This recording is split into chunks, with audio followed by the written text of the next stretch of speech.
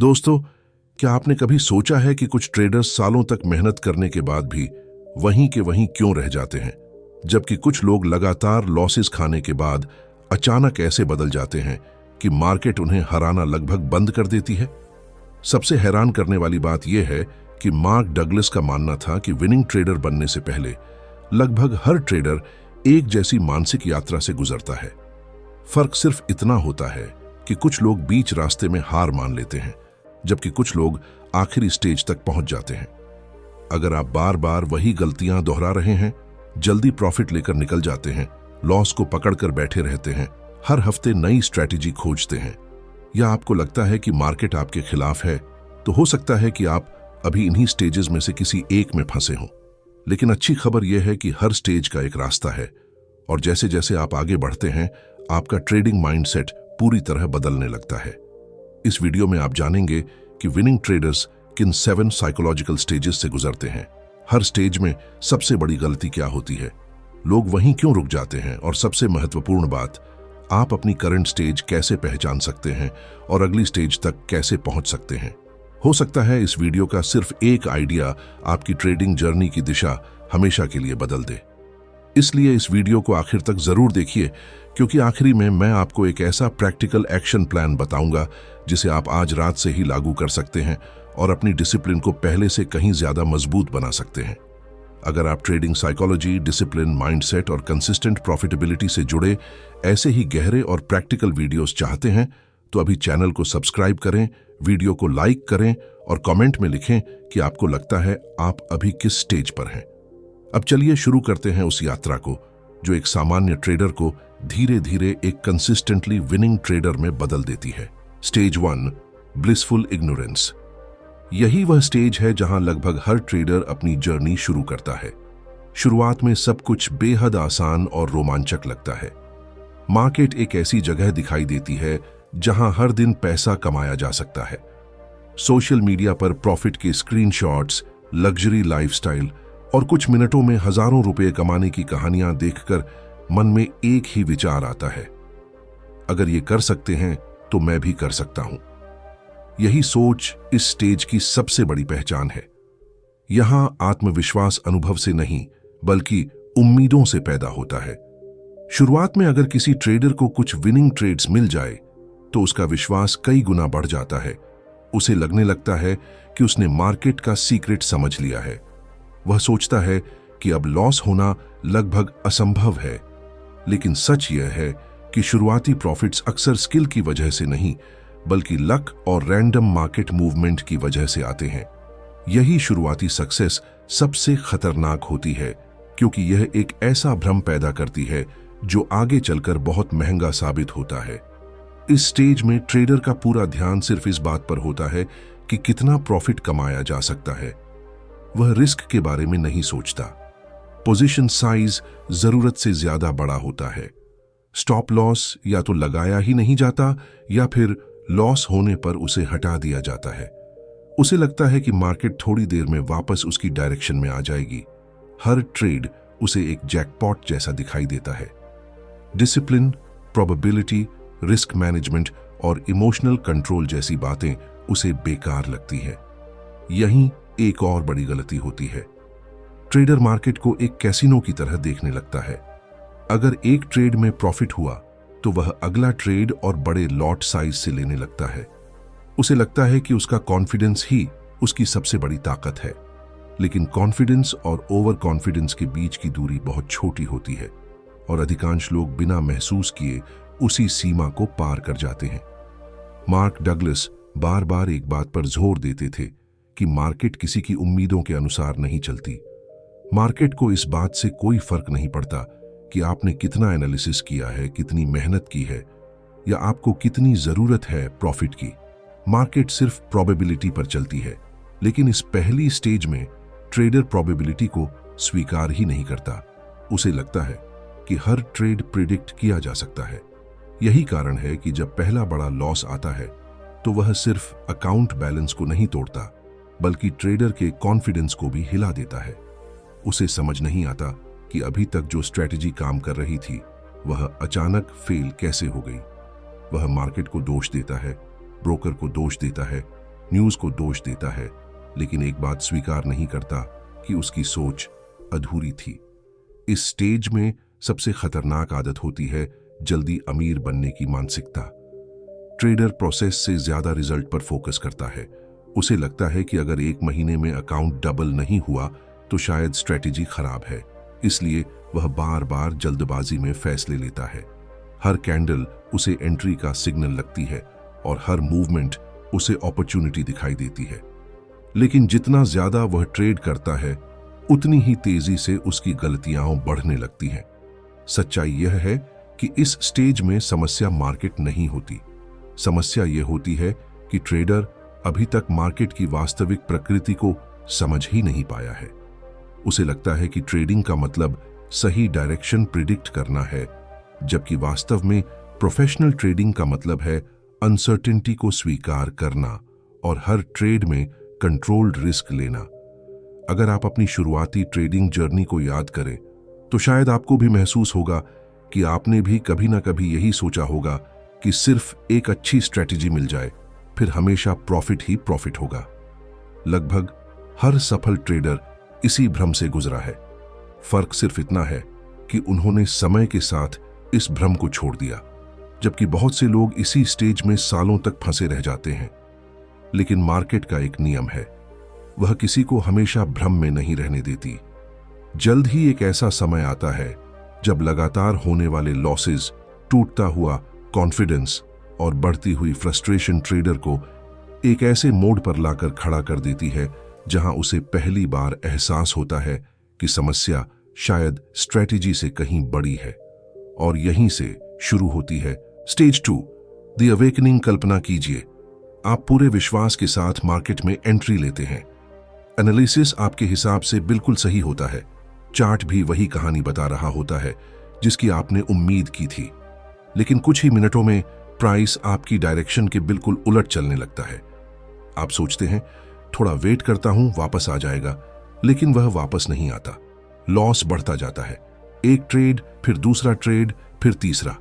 धीरे धीरे अकाउंट ही नहीं, आपका आत्मविश्वास भी टूटने लगता है। यही वह पल है जहां अधिकांश ट्रेडर्स की असली मानसिक यात्रा शुरू होती है। मार्क डगलस इसे अवेकनिंग कह सकते थे, क्योंकि पहली बार ट्रेडर को एहसास होने लगता है कि मार्केट उतनी आसान नहीं है जितनी उसने शुरुआत में समझी थी। यह स्टेज दर्द से भरी होती है। यहां ट्रेडर पहली बार महसूस करता है कि सिर्फ चार्ट्स देख लेना, इंडिकेटर्स लगा लेना या किसी का सिग्नल फॉलो कर लेना विनिंग ट्रेडर बनने के लिए काफी नहीं है। अब उसे समझ आने लगता है कि ट्रेडिंग में कुछ ऐसा है जिसे वह अभी तक समझ नहीं पाया। लेकिन यही समझ अक्सर उसे सही दिशा में नहीं बल्कि और ज्यादा कंफ्यूजन की तरफ ले जाती है। लॉसेस के बाद ट्रेडर का पहला रिएक्शन होता है कि शायद उसकी स्ट्रेटेजी खराब है। वह तुरंत यूट्यूब खोलता है, नई वीडियोस देखने लगता है, टेलीग्राम चैनल्स ज्वाइन करता है, नई बुक्स खरीदता है और हर जगह एक ही सवाल ढूंढता है, ऐसी स्ट्रेटेजी कौन सी है जिसमें लॉस ना हो। उसे लगता है कि कहीं ना कहीं कोई सीक्रेट सिस्टम जरूर होगा जो सिर्फ विनर्स जानते हैं। यही सोच उसे लगातार बाहर आंसर्स खोजने पर मजबूर करती है। धीरे धीरे उसका विश्वास अपने ऊपर कम और दूसरों पर ज्यादा होने लगता है। आज वह प्राइस एक्शन सीख रहा होता है, कल स्मार्ट मनी कॉन्सेप्ट्स, परसों आईसीटी, फिर एलियट वेव, फिर इंडिकेटर्स, फिर ऑप्शन बाइंग, फिर स्कैल्पिंग। हर नई चीज शुरुआत में परफेक्ट लगती है, कुछ छोटे प्रॉफिट्स मिलते हैं, उम्मीद फिर जागती है। लेकिन कुछ समय बाद वही पैटर्न दोबारा शुरू हो जाता है। प्रॉफिट के बाद लॉस, फिर फ्रस्ट्रेशन, फिर नई खोज। यही वह समय होता है जब इमोशनल ट्रेडिंग अपनी सबसे खतरनाक स्थिति में पहुंच जाती है। एक लॉस के बाद ट्रेडर तुरंत दूसरा ट्रेड लेकर पैसा वापस कमाना चाहता है। इसे रिवेंज ट्रेडिंग कहते हैं। उसे लगता है कि मार्केट ने उससे कुछ छीन लिया है और अब उसे तुरंत वापस लेना है। लेकिन जितनी जल्दी वह रिकवर करना चाहता है, उतनी ही जल्दी वह और गहरे नुकसान में चला जाता है। इस स्टेज में ट्रेडर का पूरा फोकस रिजल्ट पर होता है। अगर प्रॉफिट हुआ तो वह खुद को जीनियस मानता है, अगर लॉस हुआ तो खुद को फेलियर समझने लगता है। उसका कॉन्फिडेंस हर ट्रेड के साथ ऊपर नीचे होता रहता है। उसका मूड मार्केट के कैंडल्स से कंट्रोल होने लगता है। ग्रीन कैंडल उसे खुशी देती है, रेड कैंडल उसका पूरा दिन खराब कर देती है। वह ट्रेडिंग नहीं कर रहा होता बल्कि अपनी इमोशंस के साथ लड़ रहा होता है। मार्क डगलस का सबसे महत्वपूर्ण विचार यही था कि मार्केट आपको इमोशनल मिरर दिखाती है। मार्केट आपके अंदर पहले से मौजूद फियर, ग्रीड, इंपेशेंस और ईगो को बाहर लेकर आती है। लेकिन इस स्टेज में ट्रेडर अभी भी यह नहीं समझता। उसे लगता है कि अगर सही इंडिकेटर मिल जाए तो सारी प्रॉब्लम्स खत्म हो जाएंगी, जबकि असली समस्या इंडिकेटर नहीं, उसका माइंडसेट होता है। धीरे धीरे एक और बदलाव शुरू होता है। ट्रेडर पहली बार नोटिस करता है कि कुछ लोग उसी स्ट्रैटेजी से लगातार प्रॉफिट कमा रहे हैं जिससे वह लॉस कर रहा है। अब उसके मन में एक नया सवाल पैदा होता है, अगर स्ट्रैटेजी वही है तो फर्क कहां है? यही सवाल बहुत महत्वपूर्ण है क्योंकि यही आगे की जर्नी का दरवाजा खोलता है।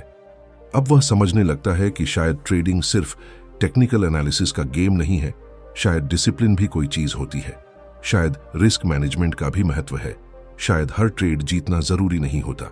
लेकिन यह समझ अभी बहुत कमजोर होती है। पुरानी आदतें बार बार उसे वापस खींच लेती हैं। वह जानता है कि ओवर ट्रेडिंग गलत है, फिर भी करता है। वह जानता है कि स्टॉप लॉस नहीं हटाना चाहिए, फिर भी हटा देता है। उसे पता होता है कि प्लान फॉलो करना चाहिए, लेकिन इमोशन आते ही प्लान टूट जाता है। Stage 3, the search, strategy hopping. क्या होगा अगर मैं आपसे कहूं कि अधिकांश ट्रेडर्स मार्केट में इसलिए नहीं हारते क्योंकि उनके पास खराब स्ट्रैटेजी होती है, बल्कि इसलिए हारते हैं क्योंकि वे किसी एक स्ट्रैटेजी पर टिकते ही नहीं। यही वह स्टेज है जहां सबसे ज्यादा समय बर्बाद होता है। ट्रेडर को पूरा विश्वास होता है कि उसकी असफलता की वजह उसकी वर्तमान स्ट्रैटेजी है, इसीलिए वह लगातार नई स्ट्रैटेजी की तलाश में निकल पड़ता है। उसे लगता है कि कहीं ना कहीं एक ऐसी होली ग्रेल स्ट्रैटेजी जरूर मौजूद है जिसमें लगभग हर ट्रेड प्रॉफिट देगा और लॉस नाम की कोई चीज नहीं होगी। यही भ्रम उसे वर्षों तक एक अंतहीन चक्र में फंसाए रखता है। अब उसकी दिनचर्या बदल चुकी होती है। सुबह मार्केट खुलने से पहले वह नई यूट्यूब वीडियोस देखता है, दोपहर में किसी मेंटर का वेबिनार अटेंड करता है, रात को नई पीडीएफ, नई बुक या नया कोर्स शुरू कर देता है। हर हफ्ते उसके चार्ट्स बदल जाते हैं। कभी इंडिकेटर्स से चार्ट भर जाता है, कभी वह सभी इंडिकेटर्स हटाकर प्राइस एक्शन सीखने लगता है। कुछ दिनों बाद स्मार्ट मनी कॉन्सेप्ट्स, फिर आईसीटी, फिर वॉल्यूम एनालिसिस, फिर ऑर्डर फ्लो, फिर ब्रेकआउट स्ट्रैटेजी, फिर मीन रिवर्जन। हर नई टेक्निक उसे कुछ दिनों के लिए उम्मीद देती है, लेकिन जल्द ही वही पुरानी कहानी दोहराई जाती है। शुरुआत में नई स्ट्रैटेजी शानदार लगती है, बैक टेस्ट देखकर कॉन्फिडेंस बढ़ जाता है, 2-4 अच्छे ट्रेड्स मिलते हैं और उसे लगता है कि आखिरकार उसे वही सीक्रेट मिल गया जिसका वह इतने समय से इंतजार कर रहा था। लेकिन फिर एक लॉस आता है, उसके बाद दूसरा, फिर तीसरा, और अचानक उसका विश्वास टूट जाता है। अब वह स्ट्रैटेजी को दोष देता है, खुद को नहीं। वह सोचता है अगर यह सच में अच्छी स्ट्रैटेजी होती तो लॉस कैसे होता, और यहीं से स्ट्रैटेजी हॉपिंग का नया चक्र शुरू हो जाता है। मार्क डगलस बार बार कहते थे कि कोई भी स्ट्रैटेजी 100% विन रेट नहीं दे सकती। मार्केट हमेशा अनसर्टेन रहेगी, हर सेटअप की एक प्रोबेबिलिटी होती है, गारंटी नहीं। लेकिन इस स्टेज में ट्रेडर प्रोबेबिलिटी को स्वीकार नहीं कर पाता। उसे हर लॉस ऐसा लगता है जैसे स्ट्रैटेजी फेल हो गई हो, जबकि प्रोफेशनल ट्रेडर जानते हैं कि एक अच्छी स्ट्रैटेजी भी लगातार 5 या 6 लॉस दे सकती है और फिर भी लॉन्ग टर्म में बेहद प्रॉफिटेबल हो सकती है। यही वह जगह है जहां इमोशन लॉजिक पर भारी पड़ने लगती है। ट्रेडर स्ट्रैटेजी बदलने से पहले खुद से यह नहीं पूछता कि क्या उसने इस स्ट्रैटेजी को पर्याप्त समय दिया, क्या उसने इसके रूल्स को पूरी ईमानदारी से फॉलो किया, क्या उसने कम से कम 100 ट्रेड्स का डेटा कलेक्ट किया। नहीं, वह सिर्फ रीसेंट लॉसेस देखकर फैसला कर लेता है। उसका डिसीजन डेटा पर नहीं, इमोशन पर आधारित होता है। धीरे धीरे उसकी सबसे बड़ी समस्या स्ट्रैटेजी नहीं, कंसिस्टेंसी बन जाती है, क्योंकि हर नई स्ट्रैटेजी के साथ लर्निंग फिर से जीरो से शुरू होती है। वह किसी एक अप्रोच में मास्टरी हासिल ही नहीं कर पाता। उसे हर चीज की थोड़ी थोड़ी जानकारी होती है, लेकिन किसी एक चीज की गहरी समझ नहीं होती। यह बिल्कुल वैसा है जैसे कोई व्यक्ति हर महीने नया म्यूजिकल इंस्ट्रूमेंट सीखना शुरू करे, लेकिन किसी एक को इतना समय ही न दे कि उसमें महारत हासिल कर सके। इस स्टेज में एक और खतरनाक आदत पैदा होती है। ट्रेडर दूसरों की सक्सेस देखकर अपनी जर्नी को जज करने लगता है। सोशल मीडिया पर किसी का प्रॉफिट स्क्रीनशॉट देखकर वह तुरंत सोचता है कि शायद वही स्ट्रैटेजी सही है। अगले ही दिन वह अपनी पुरानी स्ट्रैटेजी छोड़ देता है। उसे यह दिखाई नहीं देता कि सामने वाले ट्रेडर ने शायद उसी मेथड पर कई साल काम किया होगा। उसे सिर्फ रिजल्ट दिखाई देता है, प्रोसेस नहीं। यहीं पर ईगो भी एक बड़ा रोल निभाती है। ट्रेडर यह स्वीकार नहीं करना चाहता कि शायद समस्या उसके एग्जीक्यूशन में है। स्ट्रैटेजी बदलना आसान है, लेकिन अपनी आदतें बदलना मुश्किल। इसलिए दिमाग हमेशा आसान रास्ता चुनता है। वह सोचता है कि नई स्ट्रैटेजी सीखना अपनी साइकोलॉजी बदलने से आसान है, लेकिन समय के साथ एक अजीब चीज होने लगती है। ट्रेडर अलग अलग स्ट्रैटेजीज में कुछ कॉमन पैटर्न्स नोटिस करता है। उसे महसूस होता है कि चाहे स्ट्रैटेजी कोई भी हो, नुकसान तब होता है जब वह रूल्स तोड़ता है। प्रॉफिट तब मिलता है जब वह डिसिप्लिन फॉलो करता है। धीरे धीरे उसके मन में एक ऐसा सवाल जन्म लेता है जो उसकी पूरी ट्रेडिंग जर्नी बदल सकता है। क्या सच में समस्या स्ट्रैटेजी में है या मुझ में? Stage 4, awareness, the problem is you. एक दिन ऐसा आता है जब ट्रेडर स्क्रीन के सामने बैठा होता है। चार्ट वही होता है, स्ट्रैटेजी भी वही होती है, लेकिन अचानक उसके दिमाग में एक ऐसा विचार आता है जो उसकी पूरी ट्रेडिंग जर्नी बदल सकता है। वह सोचता है, अगर हर बार मैं स्ट्रैटेजी बदलता हूं और फिर भी वही गलतियां दोहराता हूं, तो शायद समस्या स्ट्रैटेजी नहीं, मैं हूं। यह स्वीकार करना आसान नहीं होता। वास्तव में यही वह पल है जिससे अधिकांश लोग बचना चाहते हैं, क्योंकि दूसरों को दोष देना आसान है, लेकिन खुद के सामने सच स्वीकार करना सबसे कठिन काम है। यही वह स्टेज है जहां पहली बार ट्रेडर अपने चार्ट से ज्यादा खुद को ऑब्जर्व करना शुरू करता है।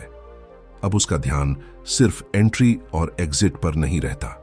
वह यह देखने लगता है कि ट्रेड लेने से पहले उसके मन में क्या चल रहा था। उसने प्लान होने के बावजूद जल्दी एंट्री क्यों ली? प्रॉफिट टारगेट तय होने के बाद भी उसने पोजीशन जल्दी क्यों बंद कर दी? स्टॉप लॉस पहले से तय था, फिर भी उसने उसे हटाया क्यों? अब सवाल मार्केट से नहीं, खुद से पूछे जाने लगते हैं। मार्क डगलस का सबसे शक्तिशाली संदेश यही था कि मार्केट आपकी साइकोलॉजी का आईना है। मार्केट आपके अंदर कोई नया इमोशन पैदा नहीं करती, वह सिर्फ उन इमोशंस को सामने लाती है जो पहले से आपके अंदर मौजूद है। अगर आपके अंदर फियर है तो मार्केट उसे दिखा देगी। अगर ग्रीड है तो वह भी सामने आ जाएगी। अगर ईगो है तो मार्केट उसे भी चुनौती देगी। इसलिए दो लोग एक ही चार्ट देखकर बिल्कुल अलग फैसला लेते हैं। फर्क चार्ट में नहीं, उनके माइंडसेट में होता है। अब ट्रेडर धीरे धीरे समझने लगता है कि उसका सबसे बड़ा दुश्मन कोई दूसरा ट्रेडर नहीं, कोई इंडिकेटर नहीं, कोई न्यूज नहीं और न ही मार्केट मेकर है। उसका सबसे बड़ा दुश्मन उसकी अपनी आदतें हैं। Over trading, revenge trading, FOMO, conformation बायस, जल्दी प्रॉफिट बुक करना, लॉस को उम्मीद में पकड़कर रखना। ये सब बाहरी समस्याएं नहीं, बल्कि अंदर की मानसिक प्रतिक्रियाएं हैं। यही वह स्टेज है जहां ट्रेडर पहली बार अपनी ट्रेडिंग हिस्ट्री को नए नजरिए से देखता है। उसे एहसास होता है कि उसके सबसे बड़े लॉस अक्सर गलत स्ट्रेटेजी की वजह से नहीं हुए थे। वे इसलिए हुए क्योंकि उसने अपने ही रूल्स तोड़ दिए थे। कई बार सही सेटअप का इंतजार नहीं किया, कई बार सिर्फ बोर्डम की वजह से ट्रेड ले लिया, कई बार लगातार प्रॉफिट के बाद ओवर कॉन्फिडेंस में पोजीशन साइज बढ़ा दी, और कई बार एक छोटे लॉस को ईगो की वजह से बहुत बड़े लॉस में बदल दिया। यह समझ धीरे धीरे उसके ईगो को तोड़ती है, लेकिन उसी के साथ उसे आजाद भी करती है, क्योंकि जब तक वह मार्केट को दोष देता था उसके पास बदलाव की कोई ताकत नहीं थी। लेकिन जिस दिन उसने स्वीकार किया कि बदलाव की शुरुआत खुद से होगी, उसी दिन उसके हाथ में कंट्रोल वापस आ गया। अब उसे समझ आने लगता है कि मार्केट को बदलना असंभव है, लेकिन अपने डिसीजंस को बदलना पूरी तरह संभव है। इस स्टेज में ट्रेडर अक्सर जर्नल लिखना शुरू करता है। पहले वह सिर्फ प्रॉफिट और लॉस नोट करता था, अब वह अपनी इमोशंस भी लिखता है। ट्रेड लेने से पहले कैसा महसूस हुआ? ट्रेड के दौरान डर कब आया? रूल्स क्यों टूटे? किस सिचुएशन में डिसिप्लिन सबसे ज्यादा कमजोर पड़ता है? धीरे धीरे उसे अपने बिहेवियर के पैटर्न्स दिखाई देने लगते हैं। उसे पता चलता है कि उसकी सबसे बड़ी गलतियां रैंडम नहीं हैं, वे बार बार एक ही परिस्थिति में दोहराई जाती हैं। मार्क डगलस कहते थे कि कंसिस्टेंसी किसी नई स्ट्रैटेजी से नहीं आती, बल्कि कंसिस्टेंट थिंकिंग से आती है। अगर आपकी सोच हर ट्रेड में बदलती रहेगी तो आपका रिजल्ट भी बदलता रहेगा। प्रोफेशनल ट्रेडर मार्केट को कंट्रोल करने की कोशिश नहीं करते, वे सिर्फ अपने एक्शंस को कंट्रोल करते हैं। यही फर्क एमेचर और प्रोफेशनल के बीच सबसे बड़ा अंतर बन जाता है। लेकिन अवेयरनेस अपने आप सक्सेस नहीं देती। सिर्फ यह जान लेना कि समस्या आप हैं काफी नहीं है। अब उस समस्या को बदलने के लिए एक सिस्टम बनाना होगा। सिर्फ मोटिवेशन से डिसिप्लिन नहीं आता, सिर्फ नॉलेज से हैबिट्स नहीं बदलती। इसके लिए रूल्स चाहिए, स्ट्रक्चर चाहिए और ऐसा प्रोसेस चाहिए जिसे इमोशन भी आसानी से न तोड़ सके। Stage 5 the rule builder. यहीं से एक ट्रेडर की सोच आम लोगों से अलग होने लगती है। अब उसका सबसे बड़ा लक्ष्य ज्यादा प्रॉफिट कमाना नहीं होता, बल्कि ऐसे रूल्स बनाना होता है जिन्हें वह हर परिस्थिति में फॉलो कर सके। पहले वह मार्केट को हराने की कोशिश करता था, लेकिन अब वह अपनी आदतों पर जीत हासिल करना चाहता है। यही वह बदलाव है जो एमेचर ट्रेडर और प्रोफेशनल ट्रेडर के बीच सबसे बड़ी दूरी बनाता है। इस स्टेज में ट्रेडर को एक बहुत गहरी बात समझ आने लगती है। डिसिप्लिन कोई भावना नहीं है, डिसिप्लिन एक सिस्टम है। अगर आपका पूरा ट्रेडिंग डे सिर्फ मूड, कॉन्फिडेंस या इमोशन के भरोसे चल रहा है तो देर सबेर आप अपने ही रूल्स तोड़ देंगे। इसलिए अब वह मोटिवेशन पर नहीं बल्कि प्रोसेस पर भरोसा करना शुरू करता है। अब हर ट्रेड लेने से पहले उसके पास एक स्पष्ट चेकलिस्ट होती है। क्या सेटअप मेरे प्लान के अनुसार है? क्या रिस्क रिवॉर्ड रेशियो सही है? क्या स्टॉप लॉस पहले से तय है? क्या पोजीशन साइज मेरे रिस्क मैनेजमेंट रूल्स के अंदर है? अगर इन सवालों में से एक का भी जवाब नहीं होता है तो वह ट्रेड नहीं लेता। पहले वह अपॉर्चुनिटी देखकर एक्साइटेड हो जाता था, अब वह सिर्फ क्वालिफाइड अपॉर्चुनिटी का इंतजार करता है। यही वह स्टेज है जहां नो ट्रेड भी एक अच्छा डिसीजन बन जाता है। पहले उसे लगता था कि हर दिन पैसा कमाना जरूरी है, अब उसे समझ आता है कि कैपिटल बचाना भी प्रॉफिट कमाने जितना ही महत्वपूर्ण है। कई बार पूरे दिन कोई ट्रेड नहीं लेना एक खराब ट्रेड लेने से कहीं बेहतर होता है। यह सोच आसान नहीं होती, लेकिन यही प्रोफेशनल माइंडसेट की शुरुआत है। मार्क डगलस हमेशा कहते थे कि मार्केट में कोई सर्टेनिटी नहीं होती, इसलिए रूल्स का उद्देश्य फ्यूचर प्रिडिक्ट करना नहीं बल्कि अनसर्टेनिटी को मैनेज करना होता है।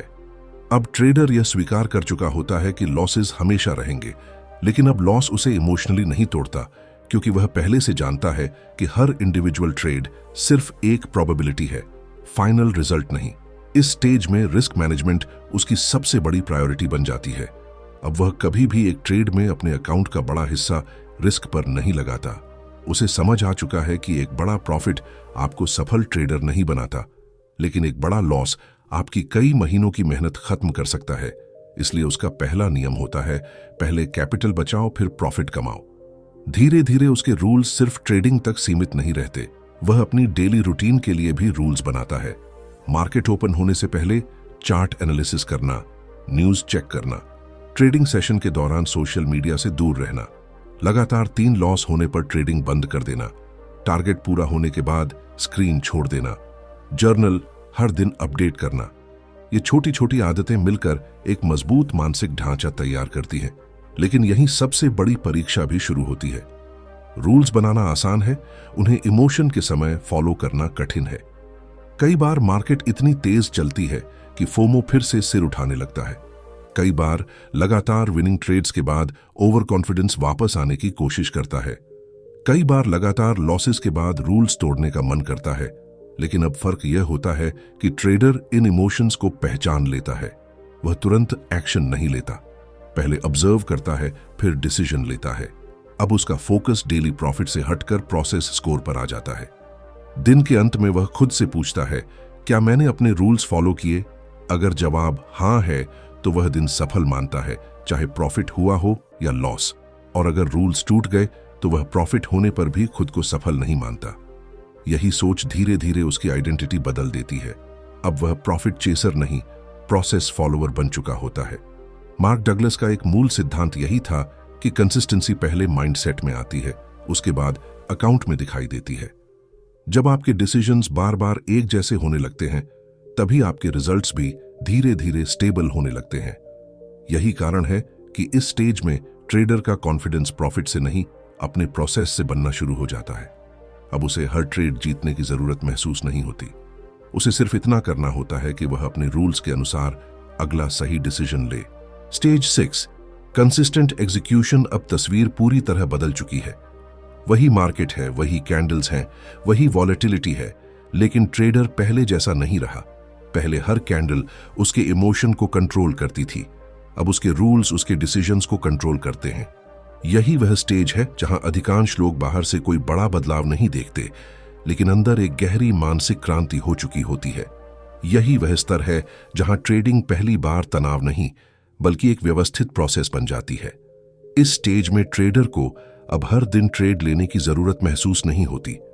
उसे पता है कि मार्केट रोज अपॉर्चुनिटी देती है, लेकिन हाई क्वालिटी अपॉर्चुनिटी रोज नहीं देती।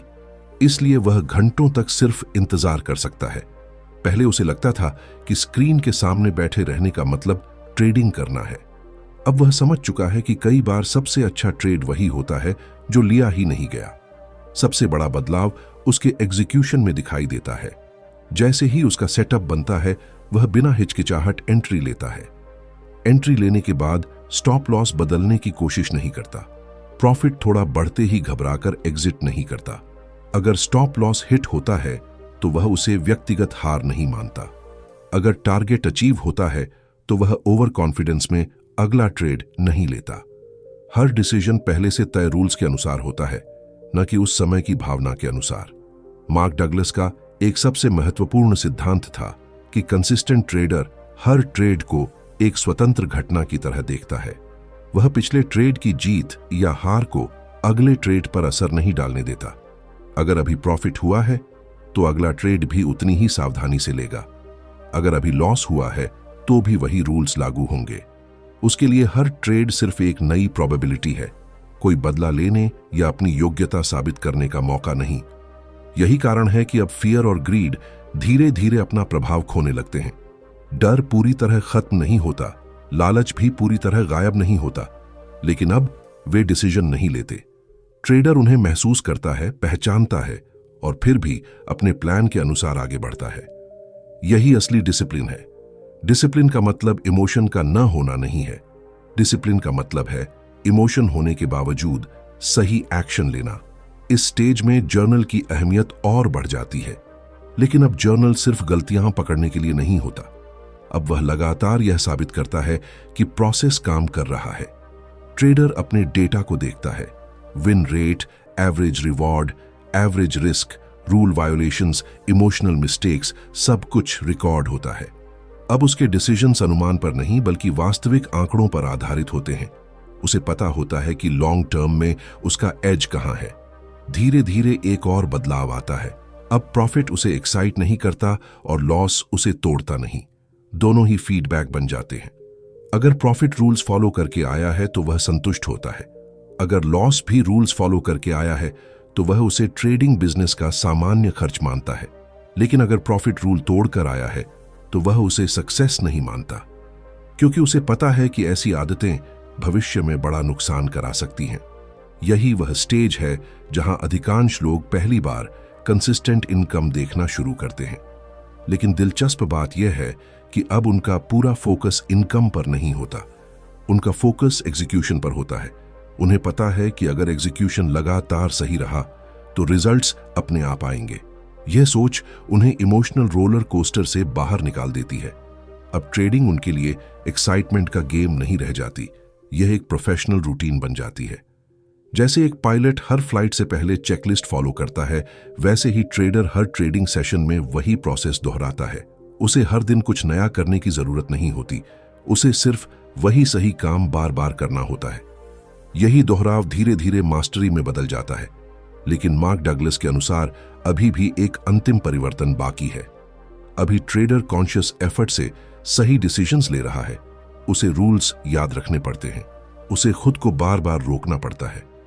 लेकिन एक समय ऐसा आता है जब सही डिसीजन लेने के लिए उसे सोचना भी नहीं पड़ता। डिसिप्लिन उसकी आदत बन जाती है, सही एग्जीक्यूशन उसकी पहचान बन जाती है। और जब यह स्तर आ जाता है तब ट्रेडिंग सिर्फ एक स्किल नहीं रहती, बल्कि उसके व्यक्तित्व का हिस्सा बन जाती है। Stage 7, unconscious competence. कल्पना कीजिए कि एक समय था जब हर ट्रेड लेने से पहले आपका दिल तेज धड़कता था। एंट्री लेते ही आप हर सेकंड चार्ट देखते थे। प्रॉफिट होते ही डर लगने लगता था कि कहीं वापस ना चला जाए, और लॉस होते ही उम्मीद करने लगते थे कि शायद मार्केट लौट आए। लेकिन अब सब कुछ बदल चुका है। वही मार्केट है, वही रिस्क है, वही अनिश्चितता है, फिर भी आपके अंदर अजीब सी शांति है। यही वह स्टेज है जिसे मार्क डगलस की सोच के अनुसार अनकॉन्शियस कॉम्पिटेंस कहा जा सकता है। यह वह स्तर है जहां सही ट्रेडिंग बिहेवियर आपकी आदत बन चुका होता है। इस स्टेज तक पहुंचने वाला ट्रेडर मार्केट को हराने की कोशिश नहीं करता। वह मार्केट के साथ लड़ता नहीं, उसे स्वीकार करता है। उसे पता है कि कोई भी ट्रेड निश्चित नहीं है, हर एंट्री सिर्फ एक प्रोबेबिलिटी है। इसलिए अब वह भविष्य को प्रिडिक्ट करने की कोशिश नहीं करता। उसका पूरा ध्यान सिर्फ इस बात पर रहता है कि अगर उसका एज मौजूद है तो उसे बिना डर और बिना लालच के एग्जीक्यूट करना है। सबसे बड़ा बदलाव उसकी मानसिक स्थिति में दिखाई देता है। अब उसे ट्रेड लेने के लिए खुद को मोटिवेट नहीं करना पड़ता। रूल्स फॉलो करने के लिए विल पावर की जरूरत नहीं पड़ती। जैसे एक अनुभवी ड्राइवर बिना सोचे सही समय पर ब्रेक और एक्सेलरेटर का इस्तेमाल करता है, वैसे ही यह ट्रेडर बिना मानसिक संघर्ष के सही डिसीजन लेता है। यह मैजिक नहीं है, यह हजारों सही डिसीजंस का परिणाम है जो समय के साथ उसकी पहचान बन चुके हैं। अब प्रॉफिट उसे अहंकारी नहीं बनाता और लॉस उसे इमोशनल नहीं करता। अगर 5 ट्रेड्स लगातार लॉस में भी चले जाएं तो उसका कॉन्फिडेंस नहीं टूटता, क्योंकि उसका कॉन्फिडेंस आउटकम पर नहीं, अपने प्रोसेस पर आधारित होता है। उसे पता है कि उसका काम सिर्फ अपना एज एग्जीक्यूट करना है। फाइनल रिजल्ट हमेशा प्रोबेबिलिटी तय करेगी। यही सोच उसे मानसिक रूप से लगभग अटूट बना देती है। मार्क डगलस का सबसे महत्वपूर्ण सिद्धांत था कि कंसिस्टेंट विनर बनने के लिए आपको अनसर्टेनिटी के साथ सहज होना पड़ेगा। इस स्टेज में ट्रेडर ने यही कला सीख ली होती है। अब उसे यह जानने की जरूरत नहीं होती कि अगला ट्रेड जीतेगा या हारेगा। उसे सिर्फ इतना पता होता है कि अगर वह अगले 100 ट्रेड्स तक अपने रूल्स फॉलो करेगा तो प्रोबेबिलिटी उसके पक्ष में काम करेगी। यही लॉन्ग टर्म थिंकिंग उसे भीड़ से अलग बनाती है। अब उसकी ट्रेडिंग रूटीन बेहद साधारण दिखाई देती है। कोई ड्रामा नहीं, कोई जल्दबाजी नहीं, कोई रिवेंज ट्रेडिंग नहीं, कोई फोमो नहीं। वह मार्केट खुलने से पहले तैयारी करता है, अपने लेवल्स तय करता है, सेटअप का इंतजार करता है, ट्रेड लेता है, रिस्क मैनेज करता है और फिर आउटकम को स्वीकार कर लेता है। बाहर से देखने वाले को यह उबाऊ लग सकता है, लेकिन यही उबाऊ कंसिस्टेंसी असाधारण रिजल्ट्स पैदा करती है। इस स्टेज में ट्रेडर को एक और गहरी बात समझ आ जाती है। मार्केट से सबसे बड़ा रिवॉर्ड सिर्फ पैसा नहीं है। सबसे बड़ा रिवॉर्ड वह व्यक्ति बन जाना है जो डिसिप्लिन, पेशेंस और इमोशनल कंट्रोल के साथ डिसीजन ले सकता है, क्योंकि यही गुण सिर्फ ट्रेडिंग में नहीं बल्कि जीवन के हर क्षेत्र में सफलता दिलाते हैं। ट्रेडिंग ने उसका अकाउंट ही नहीं बदला, उसका कैरेक्टर भी बदल दिया। लेकिन एक और महत्वपूर्ण बात है, इस स्टेज तक पहुंचने वाला ट्रेडर कभी यह नहीं सोचता कि अब उसे सब कुछ आ गया है। वह हमेशा सीखने के लिए तैयार रहता है। वह जर्नल लिखना बंद नहीं करता, अपने डेटा को एनालाइज करना बंद नहीं करता, अपनी गलतियों की समीक्षा करना बंद नहीं करता, क्योंकि उसे पता है कि जिस दिन ईगो वापस आया उसी दिन गिरावट शुरू हो सकती है। इसलिए उसकी सबसे बड़ी ताकत नॉलेज नहीं, ह्यूमिलिटी होती है। अगर आप आज भी शुरुआती स्टेजेस में हैं तो निराश होने की कोई जरूरत नहीं है। लगभग हर सफल ट्रेडर ने यही रास्ता तय किया है। फर्क सिर्फ इतना है कि उन्होंने बीच रास्ते में हार नहीं मानी। उन्होंने बार बार गिरकर भी अपने माइंडसेट को बदला, अपने रूल्स बनाए, उन्हें एग्जीक्यूट किया और धीरे धीरे उस स्तर तक पहुंचे जहां विनिंग उनकी आदत बन गई। यही जर्नी एक सामान्य ट्रेडर को कंसिस्टेंटली प्रॉफिटेबल ट्रेडर में बदलती है। अब सवाल यह नहीं है कि आप कितनी जल्दी प्रॉफिट कमाएंगे। असली सवाल यह है कि आप आज किस स्टेज पर खड़े हैं और क्या आप अगली स्टेज तक पहुंचने के लिए तैयार हैं, क्योंकि मार्केट में असली जीत किसी एक बड़े ट्रेड से नहीं मिलती। वह हर दिन लिए गए छोटे, अनुशासित और सही डिसीजंस से बनती है। Final action plan, one thing to change tonight. अगर आपने इस पूरी यात्रा को ध्यान से सुना है तो अब आपको एक बात साफ समझ आ गई होगी। विनिंग ट्रेडर बनने का राज किसी सीक्रेट इंडिकेटर, किसी एक्सपेंसिव कोर्स या किसी परफेक्ट स्ट्रेटेजी में नहीं छिपा है। असली बदलाव उस दिन शुरू होता है जिस दिन आप अपने डिसीजंस की जिम्मेदारी लेना शुरू कर देते हैं। लेकिन अब सवाल यह है कि आज रात ऐसा कौन सा एक काम किया जाए जो आपकी ट्रेडिंग जर्नी की दिशा बदल सकता है। जवाब बहुत सरल है। अपने ट्रेडिंग रूल्स लिखिए और कल मार्केट खुलने से पहले यह वादा कीजिए कि आपका लक्ष्य प्रॉफिट नहीं बल्कि उन रूल्स को फॉलो करना होगा। आज रात सिर्फ 10 मिनट निकालिए, एक नोटबुक या डिजिटल डॉक्यूमेंट खोलिए और 5 ऐसे रूल्स लिखिए जिन्हें आप हर हाल में फॉलो करेंगे। उदाहरण के लिए, बिना सेटअप के कोई ट्रेड नहीं, हर ट्रेड में पहले से तय स्टॉप लॉस, एक ट्रेड में तय रिस्क से ज्यादा लॉस नहीं, लगातार 3 लॉस के बाद ट्रेडिंग बंद, और मार्केट बंद होने के बाद जर्नल जरूर अपडेट करना। रूल्स जितने सरल होंगे उन्हें फॉलो करना उतना आसान होगा। इसके बाद एक और महत्वपूर्ण बदलाव कीजिए। कल जब मार्केट खुले तो खुद से यह मत पूछिए आज कितना प्रॉफिट कमाऊंगा, बल्कि खुद से पूछिए क्या मैं आज अपने सभी रूल्स फॉलो कर पाऊंगा। यह एक छोटा सा सवाल आपकी पूरी मानसिकता बदल सकता है, क्योंकि जिस दिन आपका फोकस प्रॉफिट से हटकर प्रोसेस पर आ जाता है उसी दिन आपका स्ट्रेस कम होने लगता है। आप मार्केट को फोर्स करना बंद कर देते हैं और सही अपॉर्चुनिटी का इंतजार करना सीख जाते हैं। याद रखिए, मार्केट आपको हर दिन टेस्ट करेगी, कभी फियर के रूप में, कभी ग्रीड के रूप में, कभी फोमो के रूप में और कभी ओवर कॉन्फिडेंस के रूप में। लेकिन अब आपके पास एक नया हथियार है, अवेयरनेस। अब आप जानते हैं कि इमोशन आना सामान्य है। गलती इमोशन महसूस करने में नहीं बल्कि इमोशन के आधार पर डिसीजन लेने में होती है। इसलिए जब भी अगली बार कोई तेज कैंडल देखकर तुरंत एंट्री लेने का मन करे, सिर्फ कुछ सेकंड रुकिए और खुद से पूछिए क्या यह मेरा प्लान है या मेरी भावना। एक और आदत आज से शुरू कीजिए। हर ट्रेडिंग डे के अंत में सिर्फ 2 सवाल लिखिए। पहला, आज मैंने कौन सा रूल सबसे अच्छी तरह फॉलो किया, और दूसरा, आज मैंने कौन सा रूल तोड़ा और क्यों। अगर आप सिर्फ इन 2 सवालों का ईमानदारी से जवाब देना शुरू कर दें तो कुछ ही हफ्तों में आपका माइंडसेट बदलने लगेगा, क्योंकि सुधार हमेशा अवेयरनेस से शुरू होता है। मार्क डगलस की सबसे शक्तिशाली सीख यही थी कि कंसिस्टेंट विनिंग पहले दिमाग में बनती है, उसके बाद ट्रेडिंग अकाउंट में दिखाई देती है। अगर आपकी सोच कंसिस्टेंट नहीं है तो आपका रिजल्ट भी कभी कंसिस्टेंट नहीं होगा। लेकिन अगर आपकी सोच, आपका प्रोसेस और आपका एग्जीक्यूशन लगातार एक जैसा रहने लगे तो मार्केट धीरे धीरे आपको उसी का रिवॉर्ड देना शुरू कर देती है। इसलिए खुद से यह वादा मत कीजिए कि अब कभी लॉस नहीं होगा। यह वादा कीजिए कि अब कभी बिना प्लान के ट्रेड नहीं होगा। खुद से यह मत कहिए कि अब हर ट्रेड जीतना है। खुद से यह कहिए कि हर ट्रेड में सही डिसीजन लेना है। यही वह छोटा सा बदलाव है जो समय के साथ असाधारण रिजल्ट्स पैदा करता है। अगर इस वीडियो ने आपको अपनी ट्रेडिंग जर्नी को एक नए नजरिए से देखने में मदद की है तो इसे सिर्फ देखकर आगे मत बढ़ जाइए। कमेंट में लिखिए कि आप अभी इन 7 स्टेजेस में से किस स्टेज पर हैं।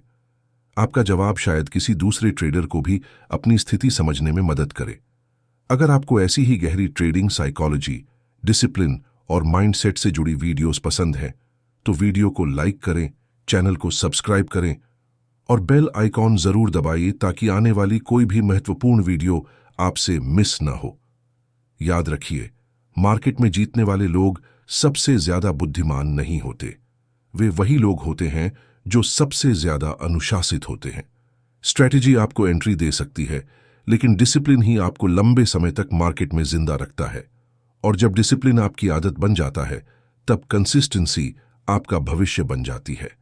आपकी अगली विनिंग ट्रेड शायद कल हो, शायद अगले हफ्ते, लेकिन आपका विनिंग माइंडसेट, उसकी शुरुआत आज रात से हो सकती है।